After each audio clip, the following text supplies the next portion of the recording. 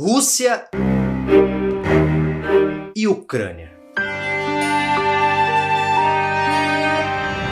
Slava Ukraini.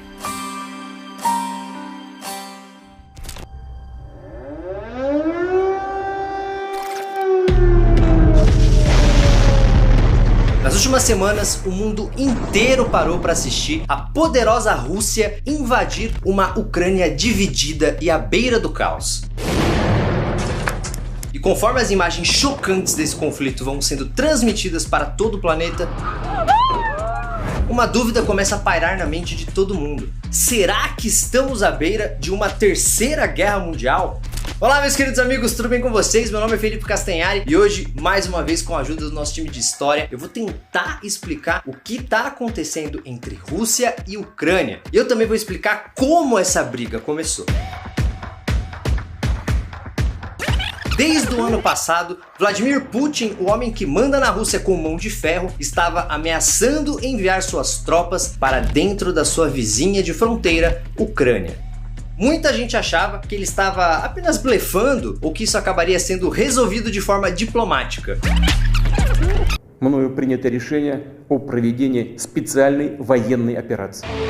Só que aí o Putin deu sinal verde e os militares russos começaram ataques por terra, água e ar.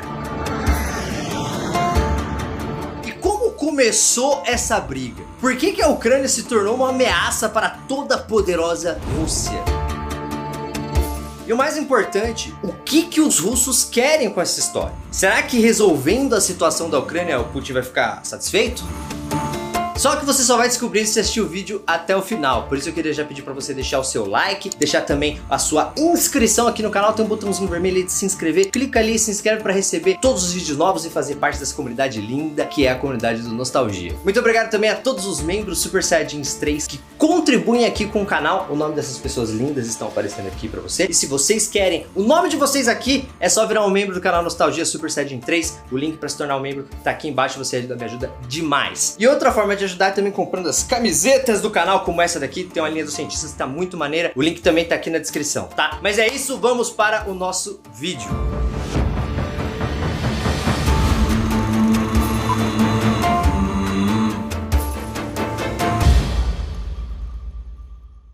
Mas vamos lá, está mesmo rolando uma nova guerra?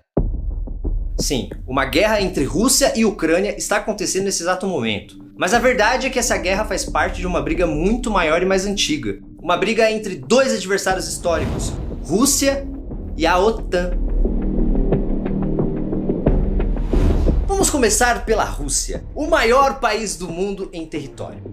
O poder da Rússia vai muito além do seu tamanho, porque ela possui países de várias regiões do planeta dentro da sua esfera de influência, como Venezuela e a Síria. E isso, claro, sem falar no seu arsenal nuclear, que é o maior do mundo, com pouco mais de 6.000 ogivas prontas para serem usadas. Do outro lado temos a OTAN, que significa Organização do Tratado do Atlântico Norte.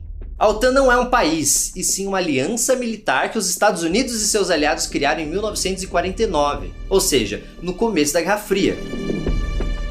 Ah não, Castanhari, Guerra Fria, esse negócio não acabou já faz uns 30 anos. Bem, se você não lembra porque dormiu na aula, eu vou relembrar.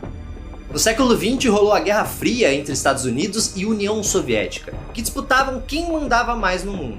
Because that challenge is one that we're willing to accept and do all this and do it right and do it first. Isso só terminou quando a União Soviética implodiu, se separando em várias repúblicas independentes, como são os casos da Rússia e da própria Ucrânia.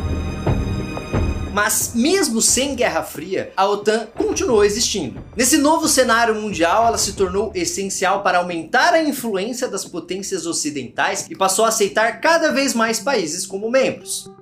E dos anos 90 para cá, várias nações que entraram para a OTAN são ali, da vizinhança da Rússia, no leste europeu, como a Polônia e a Romênia. Até mesmo antigas repúblicas soviéticas como a Estônia e a Letônia e a Lituânia agora fazem parte da OTAN, que tinha 12 países quando foi criada e hoje conta com 30 nações. Então o que aconteceu é que a OTAN começou a aumentar sua influência pelo leste europeu. Só que aí tem um detalhe muito importante. Qualquer grande potência que manda na OTAN, como os Estados Unidos, pode montar bases militares no território desses países que entram na aliança. Agora, sabe quem é que não curte muito essa ideia, né? A Rússia, é claro. A verdade é que eles não lidam muito bem com esse negócio de ver exércitos de outros países perto da fronteira deles. Quando a Rússia era um império, foi invadida pelo Napoleão. Aí depois que virou União Soviética, foi invadida pelo Hitler. Então se você chegar armado perto da fronteira da Rússia, eles já vão te olhar bem torto. Então a Rússia odeia essa história de que os membros da OTAN podem ter exércitos cada vez mais perto dela. E isso faz sentido. É só inverter essa história para ficar fácil de entender. Você acha que os americanos ficariam felizes se a Rússia começasse a construir suas bases militares no México ou no Canadá, bem do lado da fronteira com os Estados Unidos? É óbvio que não, né? É exatamente assim que a Rússia vê esse domínio da OTAN perto das suas fronteiras. Tá, mas como é que isso virou uma operação militar de larga escala, com exércitos russos atacando pontos estratégicos na Ucrânia inteira? Basicamente, o problema todo que tá rolando agora é que a OTAN quer que as regiões perto da Rússia fiquem alinhadas com a agenda dos países ocidentais. E a Rússia não quer nem ouvir falar disso. A Rússia entende que isso é uma ameaça à sua segurança, ao seu território e ao seu povo. E é isso que nos leva à Ucrânia, que é uma espécie de joia da coroa nessa disputa. É só olhar o tamanho da fronteira que a Ucrânia tem com a Rússia para entender por que a OTAN adoraria controlar esse lugar.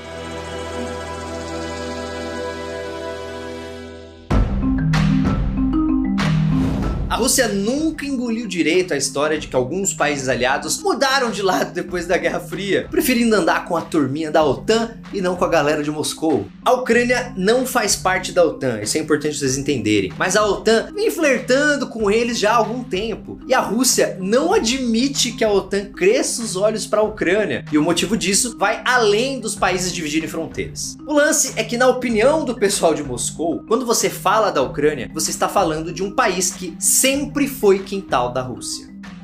Vamos olhar um pouco para essa história. A Rússia mandou, ou pelo menos teve grande influência sobre a Ucrânia durante boa parte da sua história. Com sua enorme produção de trigo, a Ucrânia sempre funcionou como um grande celeiro de Moscou. Agora, isso não quer dizer que a relação entre os dois países sempre foi tranquila, mesmo porque uma parte da população ucraniana, historicamente falando, sempre foi oposição ao domínio político da Rússia. Essa relação conflituosa teve alguns momentos muito violentos, especialmente no século XX. Um deles é uma tragédia humana que aconteceu quando a União Soviética era comandada pelo Joseph Stalin. Explicando de forma rápida, a partir de 1929, a União Soviética começou um processo acelerado e violento de coletivização das terras das suas repúblicas, se apropriando das fazendas e tomando parte da produção agrícola. E foi na Ucrânia onde isso aconteceu de forma mais brutal. O resultado foi o que os ucranianos chamam de Holodomor, uma palavra ucraniana que significa morte pela fome. Porque essa política do Stalin, ao mesmo tempo em que aconteciam problemas climáticos, fez milhões de ucranianos morrerem de fome entre 1932 e 1933. Na verdade, várias regiões da União Soviética passaram fome nessa época. A Ucrânia foi uma das que mais sofreu com isso, porque a repressão do governo do Stalin foi violenta contra os camponeses que escondiam alimentos para não entregar às autoridades ou tentavam fugir do campo e da Ucrânia para sobreviver à fome.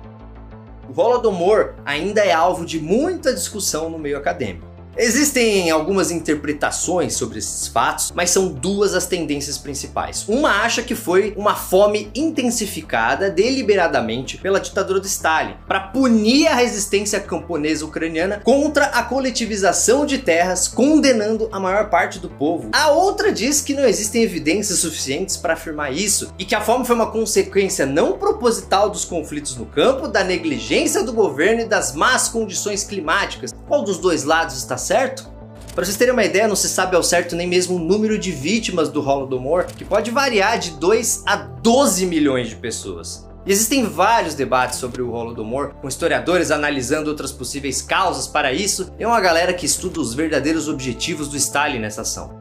Mas independente do que se sabe e do que não se sabe sobre o Holodomor, é claro que essa tragédia humana se tornou um símbolo do povo ucraniano e foi construído como uma das bases da sua identidade nacional, o que aumentou ainda mais a bronca de uma parte da população em relação a Moscou.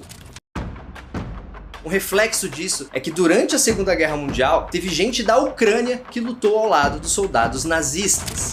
Ah, então a Ucrânia era nazista? Calma.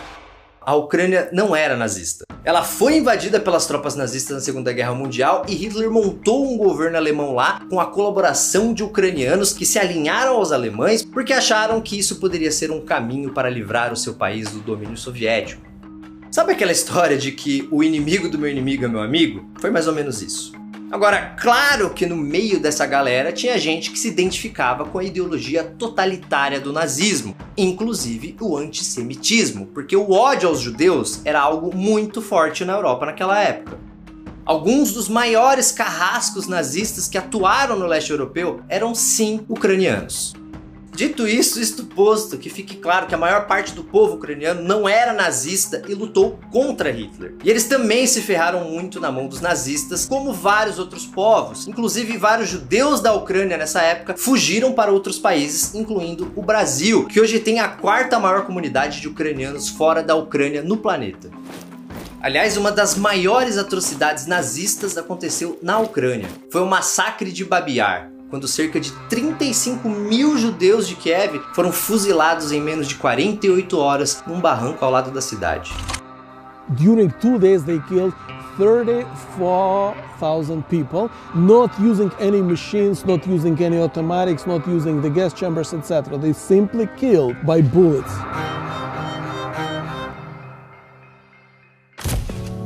Então, juntando toda essa história complicada entre Rússia e Ucrânia, mais o fato de que muita gente do país tem origem russa, o resultado é um país rachado, com um povo dividido em 2 grupos. Os dois lados vêm da mesma etnia, que é o povo eslavo, e tem tradições culturais muito parecidas, mas existe uma diferença de pensamento dividindo o país. O pessoal do oeste, onde fica a capital Kiev, que teve mais relações históricas e culturais com a Europa, não vai com a cara dos russos e olha com bons olhos a OTAN e a União Europeia. Eu já estive em Kiev e ao andar pela cidade você vê nitidamente o ódio ao Putin.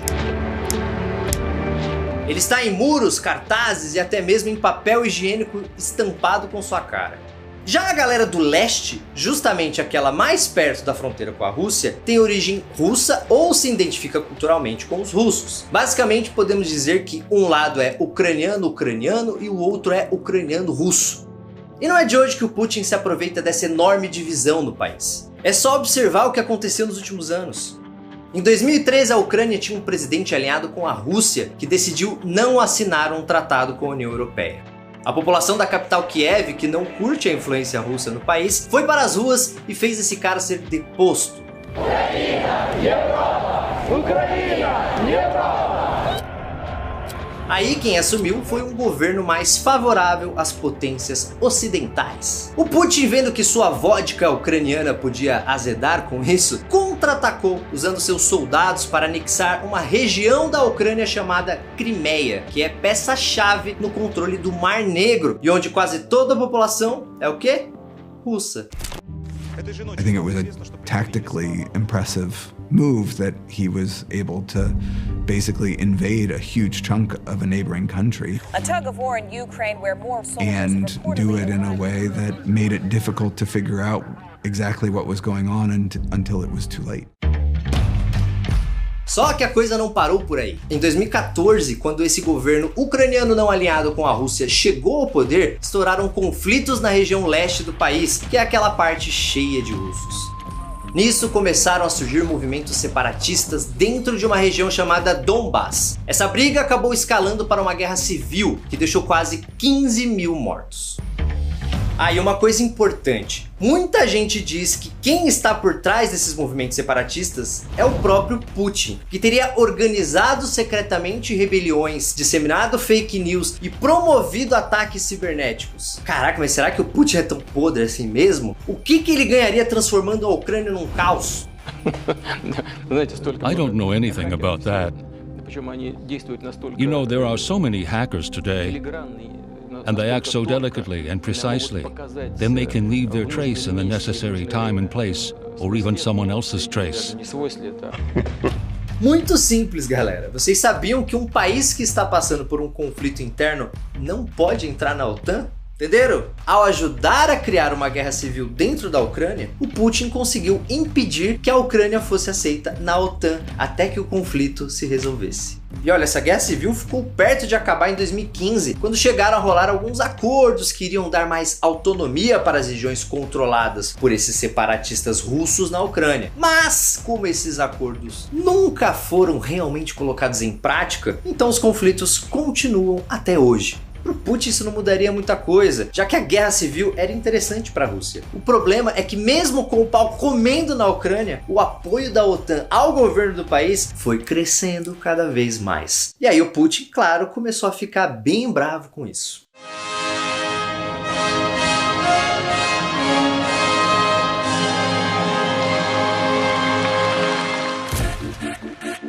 Esse clima de namoro entre a Ucrânia e a OTAN continuou nas eleições de 2019, que apontaram Zelensky como novo presidente da Ucrânia com 73% dos votos, a maior votação de um candidato na história da Ucrânia. Зробили це разом. Isso foi algo que pegou o mundo de surpresa, porque o Zelensky não era político. Слава Україні! Na verdade, ele era um comediante e ficou famoso justamente fazendo uma série em que vivia um professor de história que se tornava presidente da Ucrânia. Подбородок выше, еще выше, еще. Ух ты! Люстра? Красивая. Впечатляет. Да, 8 миллионов евро. Первый президент купил на аукционе. Мещанство.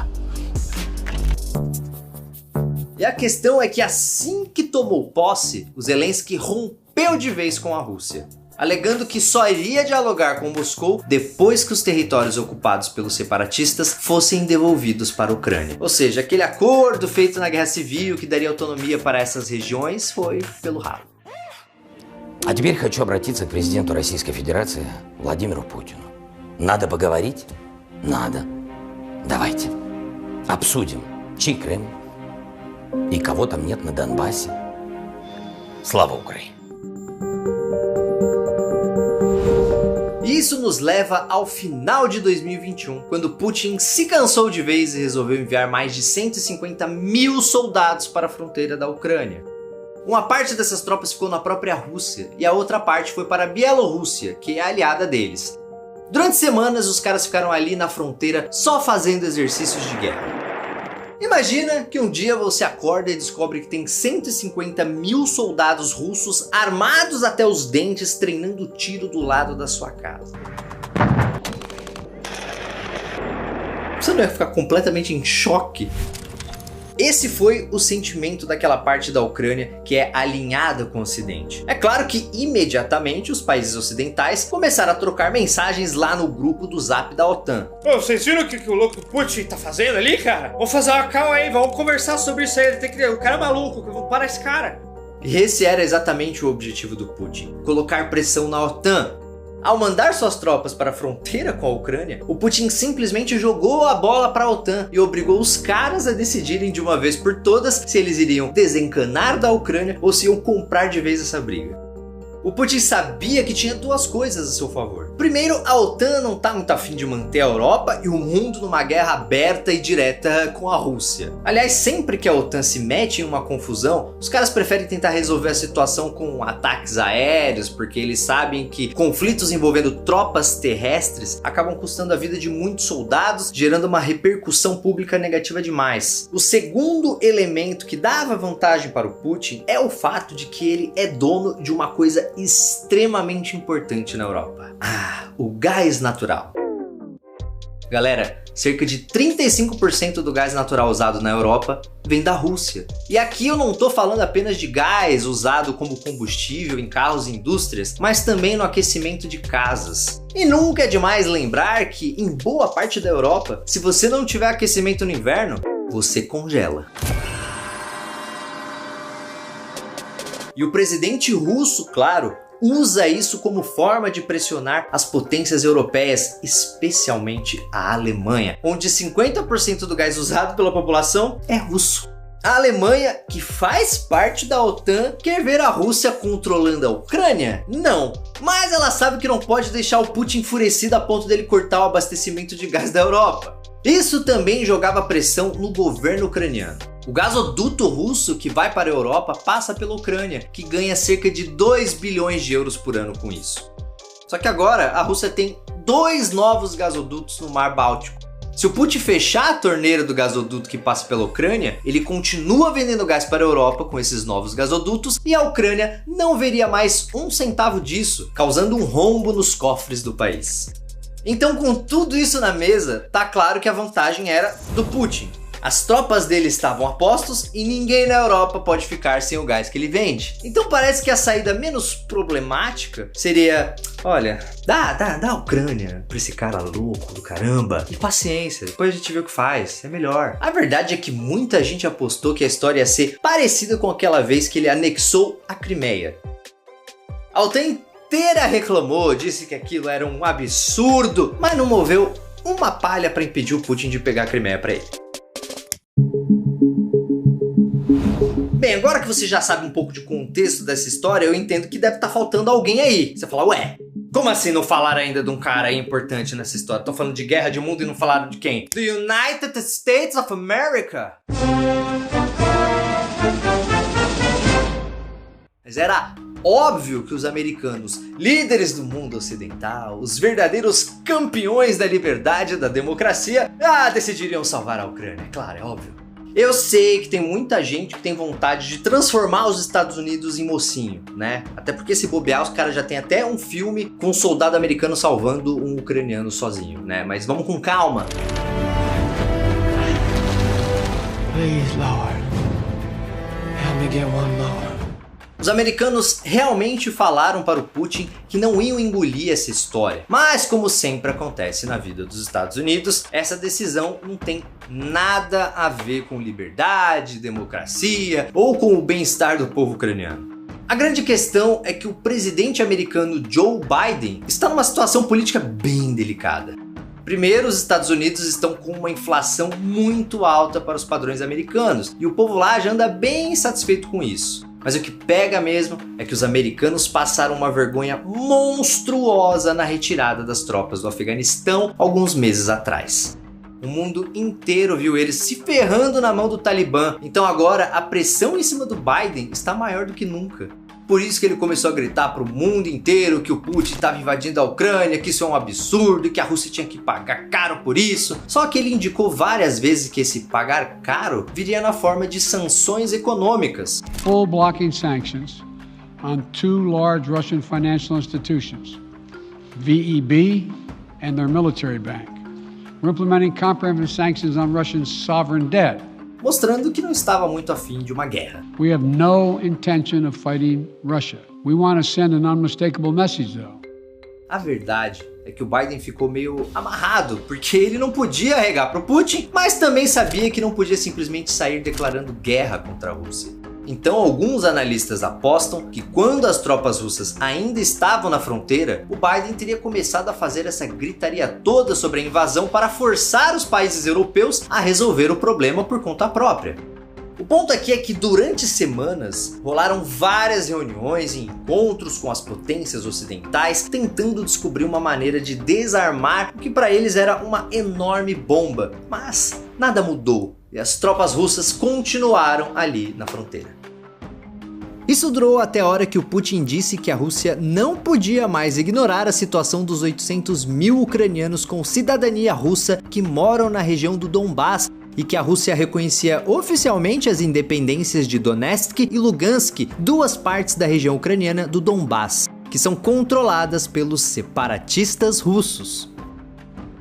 E ele ainda disse que iria mandar tropas para apoiar esses caras. Então não tem discussão, a Rússia invadiu mesmo a Ucrânia. Como foi essa invasão? Os ataques pegaram muita gente de surpresa, porque o Putin tinha indicado que mandaria tropas apenas para as regiões controladas por separatistas russos. Mas a verdade é que ele ordenou uma ofensiva na Ucrânia inteira. Isso começou com uma chuva de mísseis russos direcionados para várias cidades, incluindo a capital Kiev. E logo no primeiro dia começaram também os combates por terra. Como você pode imaginar, o exército russo é muito maior que o ucraniano. A Rússia tem muito mais soldados, muito mais tanques e muito mais poder aéreo que a Ucrânia. É só olhar o orçamento militar de cada país. Em 2021, a Rússia investiu 57 bilhões de dólares em suas forças armadas, um orçamento cerca de 13 vezes maior que o da Ucrânia, que foi de 4,3 bilhões de dólares. Por isso, o presidente promoveu uma mobilização geral do povo ucraniano. Homens de 18 a 60 anos não tinham mais permissão para sair do país e todos os reservistas, ou seja, os caras que já foram dispensados pelo exército, deveriam se apresentar em postos militares. O presidente da Ucrânia também disse que todo mundo que quisesse lutar contra os russos receberia armas de graça. When I heard explosions, I decided that I am ready. I'm an adult woman, I'm healthy, and it's my responsibility. Um dos principais alvos dos russos estava na região sudeste do país, porque assim a Rússia conseguiria fazer um corredor entre o seu território e a Crimeia. Outra era a cidade de Kharkiv, que é a segunda maior cidade da Ucrânia e fica perto das áreas ocupadas pelos separatistas russos. O Putin também colocou na mira cidades ao longo do rio Dnepr, que corta Bielorrússia, Rússia e Ucrânia, e é peça-chave na estratégia de invasão. Também é fundamental conquistar Odessa e seus portos marítimos, os mais importantes da Ucrânia, e isolar o país do Mar Negro. Isso, claro, sem falar na capital Kiev, que é um dos grandes troféus que Moscou quer nessa guerra. This is not military object. This is residential district. City of Kiev. Look at this. This is genocide of Ukrainian population. Essas regiões registraram muitos conflitos, mas a verdade é que a guerra se espalhou pela Ucrânia inteira. E como em todas as guerras, as principais vítimas foram os civis. Então os moradores da Ucrânia foram os grandes prejudicados dessa história. O tempo inteiro, edifícios públicos e até residenciais eram atingidos por bombas e muitas vezes os confrontos entre russos e ucranianos rolavam nas ruas, no meio de grandes cidades.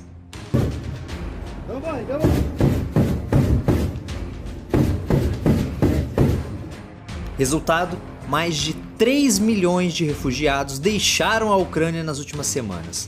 A ONU estima que até 7 milhões de pessoas podem fugir do país, o que é equivalente a 15% da população da Ucrânia, que tem cerca de 44 milhões de habitantes.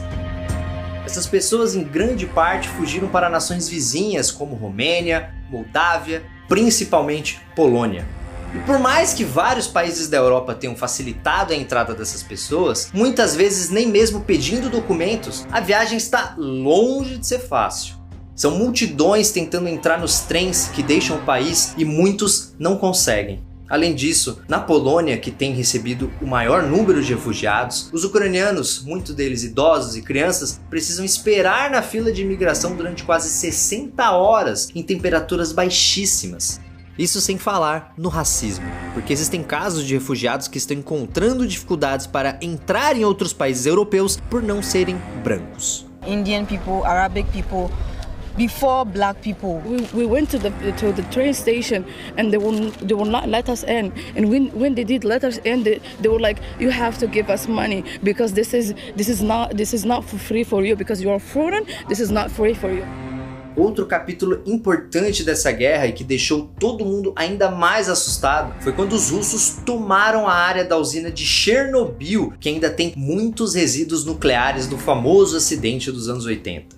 E foi registrado um aumento de radiação no ar da região, provavelmente devido aos tremores no solo causados pelos ataques. Mas o que os russos queriam com uma usina que já explodiu?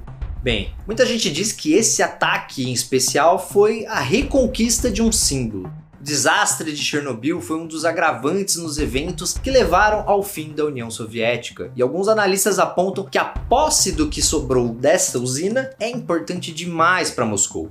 Agora, independente do motivo, a conquista de Chernobyl abriu caminho para duas novas preocupações. Primeiro, a Ucrânia tem várias usinas nucleares em atividade, e o ataque a Chernobyl indica que essas instalações estão na mira russa. Aliás, na segunda semana de conflito, um ataque russo provocou um incêndio na usina de Zaporizhia, que fica numa região entre o centro e o sul da Ucrânia. Essa é a maior usina nuclear da Europa, e as autoridades da Ucrânia alertaram que uma explosão ali poderia ser até 10 vezes mais violenta que a de Chernobyl. E esse conflito terminou com os russos dominando a usina, que responde por 25% da energia consumida na Ucrânia. Sabia que quando a União Soviética desapareceu do mapa e a Ucrânia se tornou independente, ela se tornou a terceira maior potência nuclear do mundo? Sim, ela herdou cerca de 5.000 armas nucleares da União Soviética. E onde estão essas armas hoje, você me pergunta? Estão com a Rússia. Em 1994, a Ucrânia assinou um acordo com a Rússia, os Estados Unidos e o Reino Unido. No tratado, a Ucrânia se comprometeu a se livrar desse arsenal em troca da promessa dessas potências de que elas jamais atacariam a Ucrânia. Então, todas as armas nucleares da antiga União Soviética que estavam em solo ucraniano foram cedidas para a Rússia, que agora rompeu o acordo e está atacando a Ucrânia. Agora, eu, você, o Putin e todo mundo imaginava que a invasão se resolveria em 1 ou 2 dias. Afinal, estamos falando da toda poderosa Rússia, não é mesmo?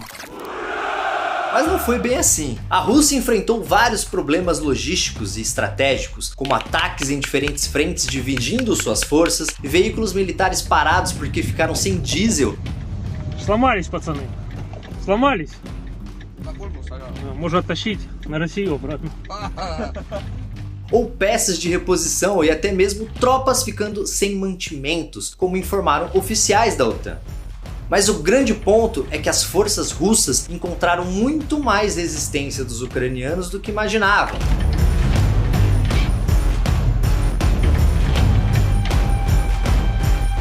E eu não estou falando do número de soldados, mas sim da forma como os ucranianos lutaram contra um exército muito maior que o deles. E Kiev se tornou um símbolo disso. A cidade foi bombardeada, atacada por tropas especiais de sabotagem russas, e os ucranianos não mostraram nenhum sinal de que iriam se render.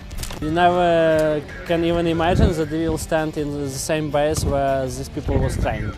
And now we stand here to study how to defend our country with weapon, if it will be necessary. Aliás, foi na região de Kiev que morreu o primeiro americano nessa guerra.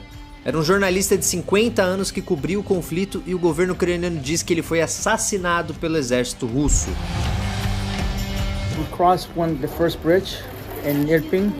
We're going to film other refugees leaving, and we got into a car. Somebody offered to take us to the other bridge, and we crossed a checkpoint, and they start shooting at us. So the driver turned around, and they kept shooting. It's 2 of us. My friend is Brent Renault, and he's been shot and left behind.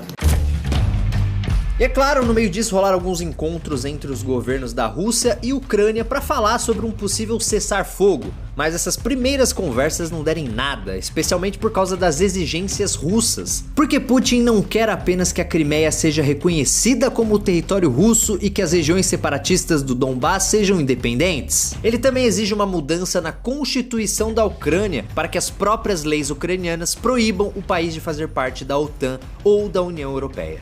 Mas claro que enquanto isso, civis morriam a cada minuto. Aliás, um dos únicos acordos que os governos russos e ucranianos conseguiram chegar foi sobre a criação de corredores humanitários, que não seriam usados como alvos para que os civis pudessem deixar as regiões de guerra ou para transporte de remédios e alimentos para cidades bombardeadas. Só que o governo ucraniano vem afirmando que os russos estão bombardeando esses corredores, coisas que a Rússia nega.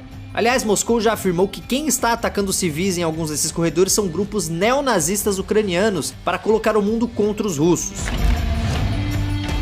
E nesse diz que me diz, os ucranianos também acusam os russos de bombardearem um complexo de saúde que funciona como maternidade e hospital infantil na cidade de Mariupol, justamente no meio de um desses acordos de cessar-fogo feitos para a retirada de civis.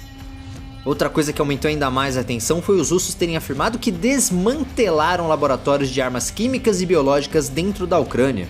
E o pior é que os russos falaram que os Estados Unidos e a OTAN que patrocinam esses laboratórios.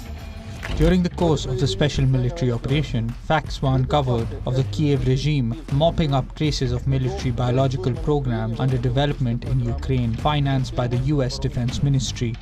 E o governo americano ficou totalmente em silêncio sobre isso, que deixou muita gente com a pulga atrás da orelha. Sobrou para o governo da Ucrânia desmentir essa história, anunciando que não existe nenhum laboratório assim na Ucrânia, e isso é mais uma mentira de Moscou.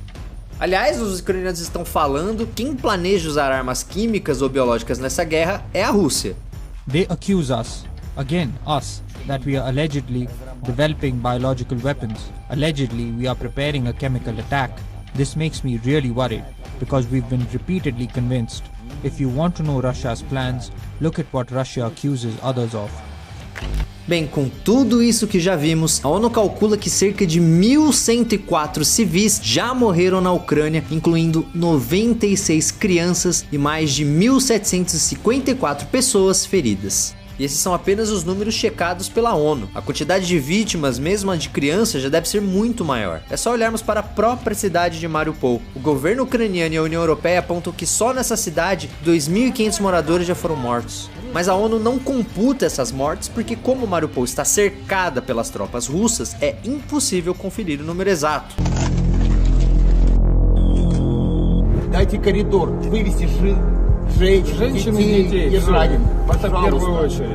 E esse foi um dos motivos que fez a maior parte do mundo ficar ao lado da Ucrânia, com muita gente usando as cores do país nas roupas ou nas redes sociais como uma forma de homenagem.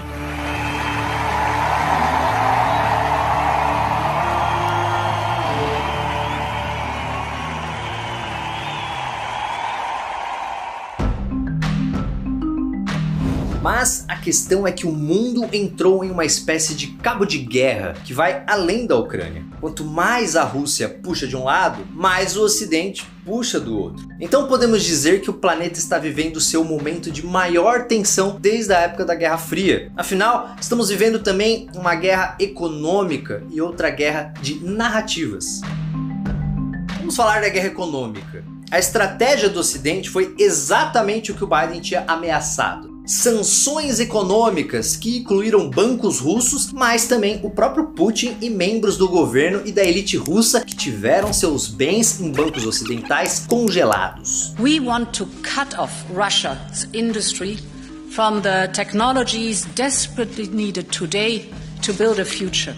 Our measures will weaken Russia's technological position in key areas, actually from which the elite makes most of their money. We will work with them for however long it takes to ensure that the sovereignty and independence of Ukraine is restored. Mas a verdadeira paulada foi a retirada da maior parte dos bancos da Rússia do SWIFT, um sistema bancário internacional. Na prática, isso significa que a Rússia não consegue mais fazer transações com bancos e instituições financeiras de mais de 200 países. Num mundo quase totalmente globalizado e onde países dependem muito de importações e exportações, isso é um baita puxada de tapete na economia russa. Hoje, a Rússia tem mais de 600 bilhões de dólares em reservas internacionais. O problema é que, como a maior parte desses recursos estão em aplicações fora do país, vai ser muito difícil para a Rússia colocar as mãos nessa grana com seus bancos fora desse sistema internacional de pagamentos. As únicas exceções, claro, foram o petróleo e o gás russo, tanto que os dois principais bancos da Rússia que recebem esses pagamentos foram mantidos no SWIFT. Essas exceções eram esperadas porque muitos países dependem do petróleo e do gás russo. Por outro lado, o Biden já baixou uma lei proibindo que qualquer empresa dos Estados Unidos importe petróleo da Rússia, o que é mais um golpe na economia russa. Today I'm announcing the United States is targeting the main artery of Russia's economy. We're banning all imports of Russian oil and gas and energy. Resta saber se a Europa vai seguir o Biden nessa, porque o Putin já avisou que se a União Europeia reduzir a compra de petróleo da Rússia, ele vai suspender a venda do gás natural para a Europa, que, como vimos aqui, é essencial para muitos países. A ideia era fazer a economia russa começar a sangrar, e parece que funcionou. Assim que as sanções foram decretadas, o valor do rublo, a moeda russa, despencou no mercado internacional e a galera na Rússia foi correndo sacar seu dinheiro para tentar trocar por dólar e guardar embaixo do colchão. Agora, a longo prazo, essa guerra econômica pode prejudicar muito outros países, inclusive o Brasil. Afinal, a Rússia não é exatamente um coadjuvante no mercado internacional e tem negócios com vários países que podem ter sua economia afetada por isso. E eu não estou exagerando. Em 1998, a Rússia passou por uma crise econômica violenta que fez o país suspender o pagamento das suas dívidas internacionais porque não tinha mais grana. Isso gerou uma crise global tão forte que acabou com a paridade entre o dólar e o real. Sim, nos anos 90, quando surgiu o Plano Real, R$1 valia $1. E essa crise na Rússia, que estremeceu o mercado internacional no fim dos anos 90, foi um dos motivos que fez isso acabar. E vários analistas apontam que as sanções de agora podem causar uma crise econômica ainda pior que essa na Rússia. Isso sem falar que a Ucrânia é uma das maiores produtoras de trigo do planeta, o que pode afetar até mesmo o preço do pãozinho que você compra na padaria aí do lado da sua casa. Aliás, a ONU está projetando um aumento de até 20% no preço dos alimentos no mundo inteiro por causa da guerra. Agora vem cá, e a China? Afinal, hoje em dia a gente não pode falar em geopolítica ou mercado internacional sem pensar na China, certo? Especialmente porque China e Rússia são parceiras em vários negócios. Bem, o governo chinês disse que essa história de sanções nunca é a melhor maneira de resolver algum problema internacional, especialmente quando essas decisões são tomadas por apenas alguns países, e avisou que não vai colaborar com isso.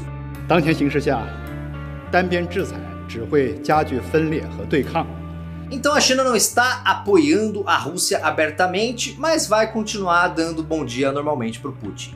Isso pode ajudar o Putin, mas só até certo ponto, porque nem mesmo a China conseguiria carregar a Rússia nas costas, e isso nem passa pela cabeça do governo chinês.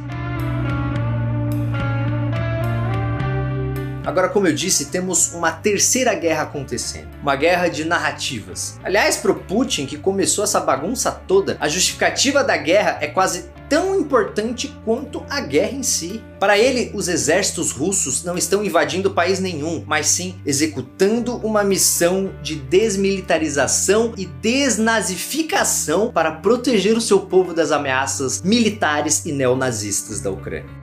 Isso de neonazismo não é algo que ele inventou.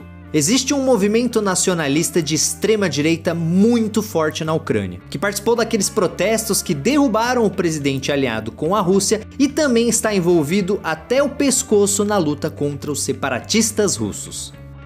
Na Rússia, o governo e a imprensa dizem que esses caras estão por trás de um genocídio com execuções, torturas e estupros na região do Donbass.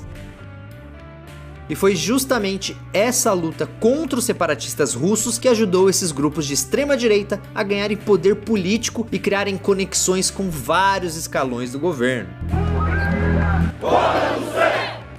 Mas o governo então da Ucrânia é neonazista? Bem, a versão oficial é que o atual governo tentou isolar esses grupos e reduzir sua influência. Mas tem gente que diz que esse combate não foi para valer, ou que pelo menos não foi eficiente, porque esses grupos continuam com conexões importantes nos ministérios, no parlamento e nas forças armadas da Ucrânia. E um detalhe, o Zelensky, presidente da Ucrânia, é judeu e sua família conta com vítimas do Holocausto. Então ele afirma que essa história do Putin falar que ele comanda um governo neonazista é algo no mínimo ridículo. When you hear Vladimir Putin talk about the Ukrainian government as being full of neo-Nazis, how do you react? It's as if something similar to a joke. Aliás, o governo de Israel se declarou solidário à Ucrânia no conflito. Inclusive já viralizou na internet uma foto com judeus cobertos com bandeiras da Ucrânia e rezando no Muro das Lamentações em Jerusalém.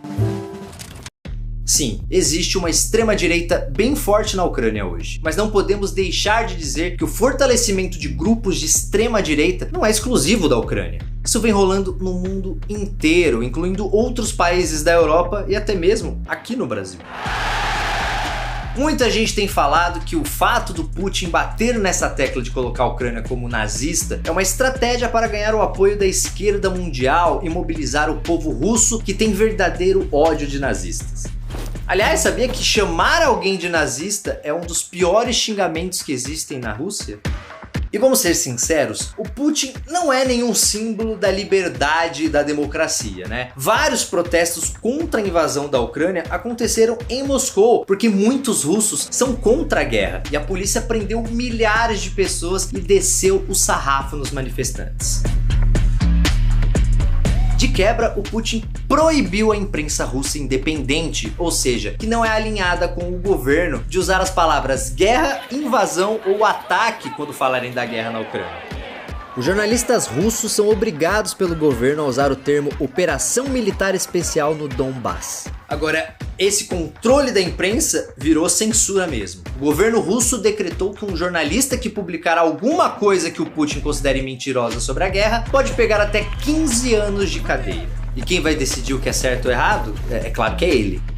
Como protesto, vários jornais russos anunciaram que não vão mais cobrir a guerra. Jornalistas ocidentais estão abandonando Moscou com medo do Putin. Сотрудничество в рамках союзного государства, а на совещании в правительстве обсуждали. Claro, não podemos esquecer das redes sociais, né? Putin já bloqueou o acesso ao Facebook, Instagram e Twitter na Rússia inteira. É claro, o nome disso é censura. Aliás, muita gente na Rússia, especialmente o pessoal mais velho que acompanha as notícias só pela imprensa tradicional, né, que agora é totalmente controlada pelo Putin, nem sabe direito o que está acontecendo nessa guerra. I'm sending this message to various different channels to reach my dear Russian friends. I'm speaking to you today because there are things that are going on in the world that are being kept from you. Terrible things that you should know about. And that is why I hope that you will let me tell you the truth about the war in Ukraine and what is happening there. E é óbvio que aquele discurso de operação militar especial não colou com a galera da OTAN. Para eles nem precisa de VAR. As tropas russas cruzaram a fronteira com a Ucrânia? Sim, então a Ucrânia foi invadida porque isso é uma agressão à soberania da Ucrânia. É isso que a OTAN pensa. Só que o Putin perdeu essa guerra de narrativas e não foi para a OTAN.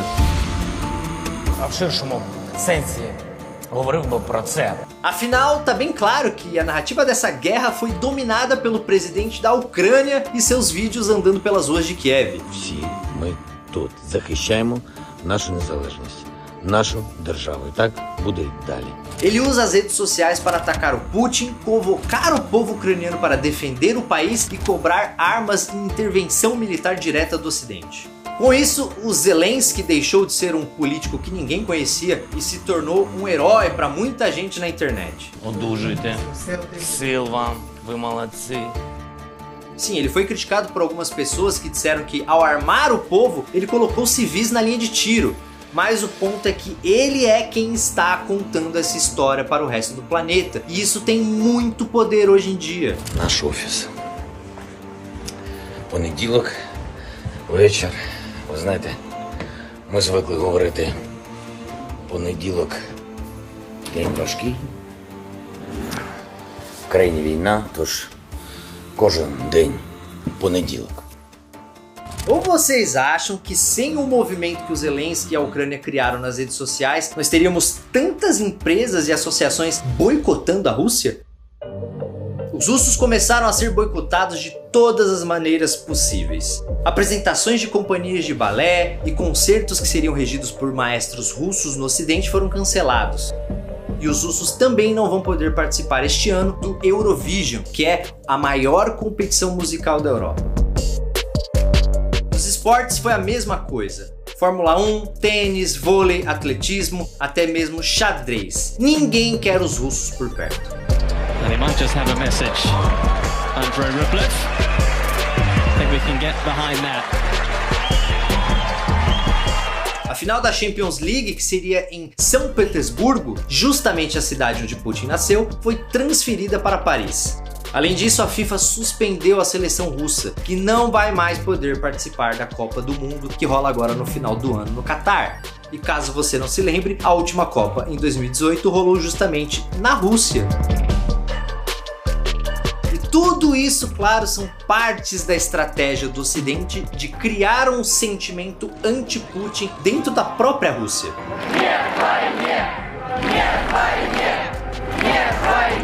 Além disso, existem multinacionais de todos os setores que interromperam ou pelo menos suspenderam suas operações na Rússia como forma de protesto.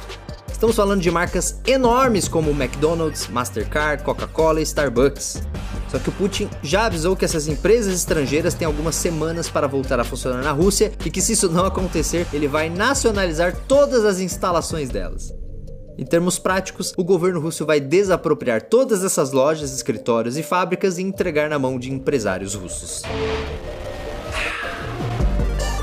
Agora, mesmo com muitos russos sendo contra a guerra, a aprovação do governo Putin subiu de 71% para 83% em apenas um mês. O Putin está censurando a mídia e manipulando as informações? Sim, mas isso não muda o fato de que, ao menos dentro da Rússia, a estratégia de comunicação do governo sobre a guerra, ou melhor, sobre a operação militar especial, tem sido muito eficiente.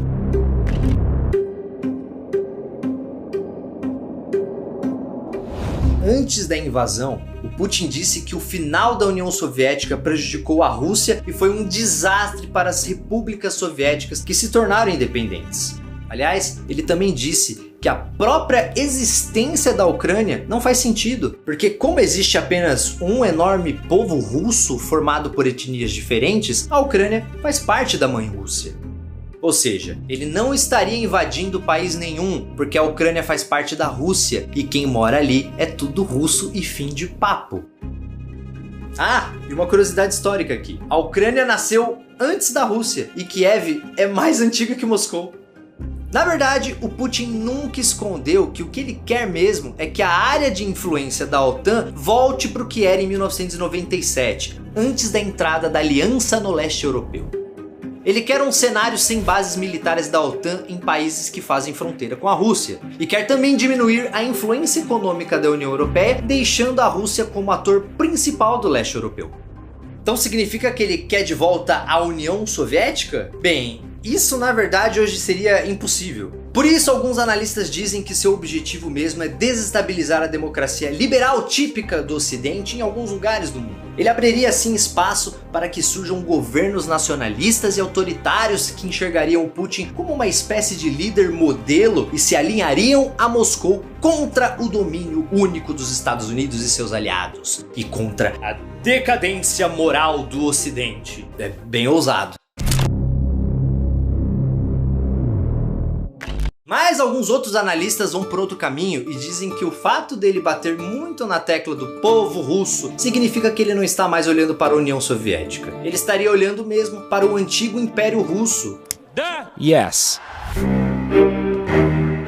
Querendo deixar como seu legado a imagem de grande estrategista militar e líder de uma nação que comanda toda uma região do planeta.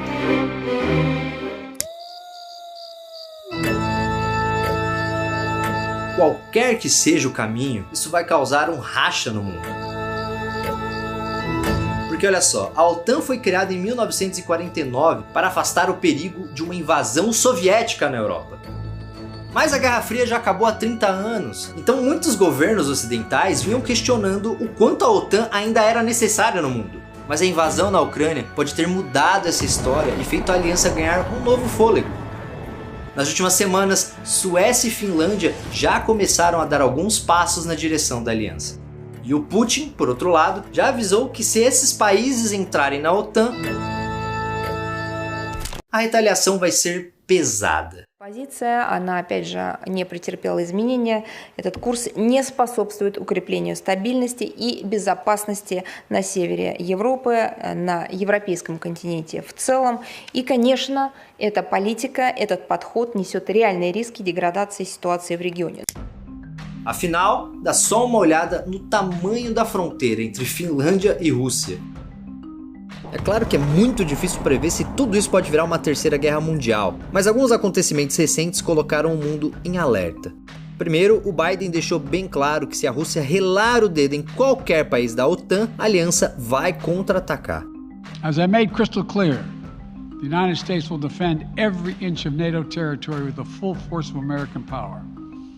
And the good news is, NATO is more united and more determined than ever. Aliás, o presidente da Ucrânia já falou que um ataque russo a um país da OTAN é questão de tempo. E logo depois disso, os russos bombardearam uma base militar ucraniana que fica a 25 quilômetros da fronteira com a Polônia, que faz parte da OTAN. Galera, numa guerra, 25 quilômetros não é nada. Isso é colado na fronteira. Se um míssil russo cair na Polônia, seja por erro de cálculo ou não, os países ocidentais não vão deixar isso barato. E sempre lembrando que o Putin não tem o menor receio de jogar na mesa a carta de armas nucleares, que eram tão temidas durante a Guerra Fria. Высшие должностные лица ведущих стран НАТО, top officials of leading NATO countries are making aggressive statements about our country. нашей страны. Therefore, I'm ordering the Minister of Defense and the Chief of the General Staff to put the strategic nuclear forces on special alert. Desde o começo da crise, o Putin chegou a fazer exercícios de guerra com armas projetadas para guerras nucleares e colocou suas equipes de armas nucleares em alerta. E claro que ele não é dono das únicas armas nucleares do planeta, né? Só os Estados Unidos têm cerca de 100 armas nucleares espalhadas pela Europa.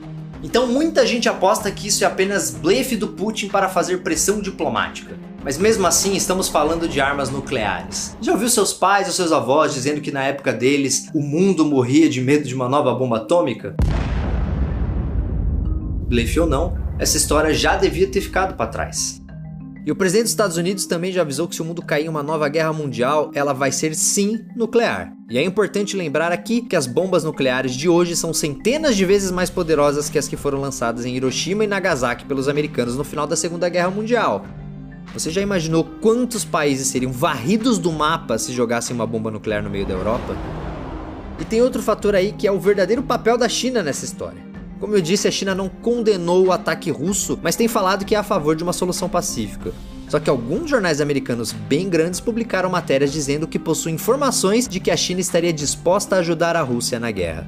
Os Estados Unidos avisaram seus aliados europeus sobre o risco disso acontecer, mas a Rússia negou que essa história é verdadeira. O lance é que já rolou uma conversa entre Estados Unidos e China, e os americanos deixaram bem claro para os chineses que se o apoio à Rússia rolar, o relacionamento da China com os Estados Unidos e seus aliados vai piorar bastante. E Pequim sabe que precisa desses mercados internacionais. Eu já disse antes aqui no canal e eu vou dizer de novo. Países não têm amigos, países têm interesses. A diferença é que alguns países têm mais poder que outros para conquistar esses interesses. Entenda isso. Então que fique claro aqui, a Rússia agrediu um país sem ser agredida. Ao mesmo tempo em que as potências ocidentais, como os Estados Unidos, estão bem longe de ser anjinhos nessa história. Nunca é demais lembrar que do lado ocidental esse racha vai ser comandado pelos Estados Unidos, que tem o maior peso militar dentro da OTAN, além, claro, do maior telhado de vidro do planeta. Afinal, eles se colocam como os campeões da democracia e dos direitos humanos, mas ficam o tempo todo atacando outros países ou patrocinando golpes de Estado para derrubar governos que eles não aprovam. E todo mundo sabe que os americanos não fazem isso em nome da liberdade, mas sim de interesses políticos e principalmente econômicos. E nessa mudança geopolítica que está pintando no horizonte, a gente precisa falar novamente da China, que é um jogador importante nessa história. Recentemente o governo chinês e o russo declararam que sua amizade continua mais forte que nunca e que eles vão precisar dessa amizade para enfrentar a ameaça do Ocidente. E parece que essa amizade vai bem, já que relatórios de inteligência dos países ocidentais dizem que Putin adiou o início da guerra até o final das Olimpíadas de Inverno que estavam rolando na China. Ele fez isso para atender a um pedido do governo chinês que já sabia que a Ucrânia seria invadida. Acho que ficou bem claro que a China e Rússia estão tentando mudar a geopolítica do planeta. Hoje, muita gente acha que o poder das democracias ocidentais teriam chegado a uma espécie de limite, com políticos corruptos e o povo de saco cheio de governos que parecem ser incapazes de resolver muito dos problemas que as pessoas acham importantes. E tanto a China como a Rússia sabem que isso é a oportunidade perfeita de aumentar o seu poder político e econômico. Aliás, a China também está olhando tudo de perto como uma espécie de laboratório, porque eles querem ver como o Ocidente reagiria caso eles tentassem tomar Taiwan, que é um território independente, mas que o governo chinês enxerga como parte da China. triste pensar que, depois de deixar a Guerra Fria para trás, ao invés de olhar para o futuro, nós resolvemos dar um passo para o passado, dividindo o mundo novamente. E enquanto as principais potências brincam com suas peças no tabuleiro da guerra, na Ucrânia, famílias inteiras estão sendo destruídas.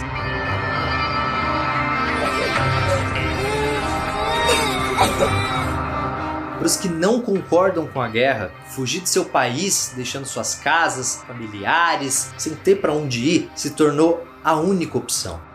Estamos vivendo a maior crise de refugiados que a Europa já viu. Nenhuma narrativa, por mais bem contada que seja, vai mudar o sofrimento dessas pessoas.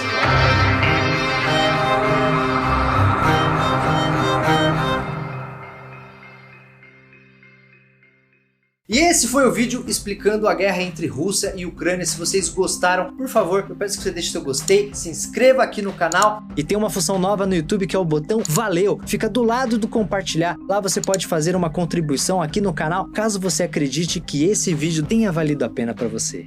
Sua contribuição ficará visível para todo mundo aqui nos comentários. Me siga lá no Instagram, @FeCastanhari, e calma, não vai embora, porque você pode clicar aqui para assistir o vídeo sobre a queda do Império Romano, ou clique aqui para assistir o vídeo que mostra a verdade por trás da morte de Hitler. É isso, obrigado pela audiência, um beijo para vocês, tchau!